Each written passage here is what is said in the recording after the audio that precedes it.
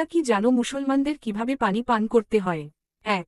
বিসমিল্লাহ বলা, পানি পান করার আগে বিসমিল্লাহ বলা সুন্নত। ২. বসে পান করা, বসে পানি পান করা সুন্নত। দাঁড়িয়ে পান না করে বসে পান করার প্রতি নবীজি সাল্লাল্লাহু আলাইহি ওয়াসাল্লাম উৎসাহ দিয়েছেন। ৩.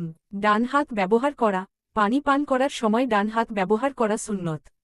৪. ৩ শ্বাসে পান করা, একবারে পুরো পানি না খেয়ে ৩টি শ্বাসে ধীরে ধীরে পান করা সুন্নত। নবী করিম সাল্লাল্লাহু আলাইহি ওয়াসাল্লাম বলেন, তোমরা একবারে পানি পান করো না, বরং ৩ শ্বাসে পান করো। সহিহ মুসলিম। ৫. পাত্রের ভেতরে শ্বাস না ফেলা, পানি পান করার সময় পাত্রের ভেতরে শ্বাস না ফেলতে বলা হয়েছে।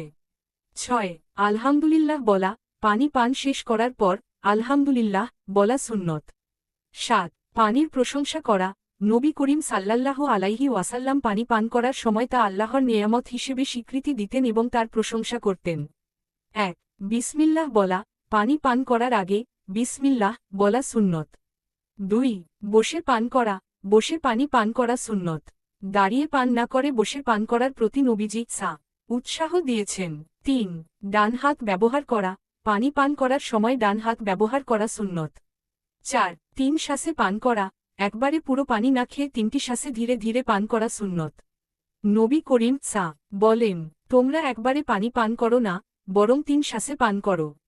সহিহ মুসলিম। ৫. পাত্রের ভেতরে শ্বাস না ফেলা, পানি পান করার সময় পাত্রের ভেতরে শ্বাস না ফেলতে বলা হয়েছে। ৬. আলহামদুলিল্লাহ বলা, পানি পান শেষ করার পর আলহামদুলিল্লাহ বলা সুন্নত।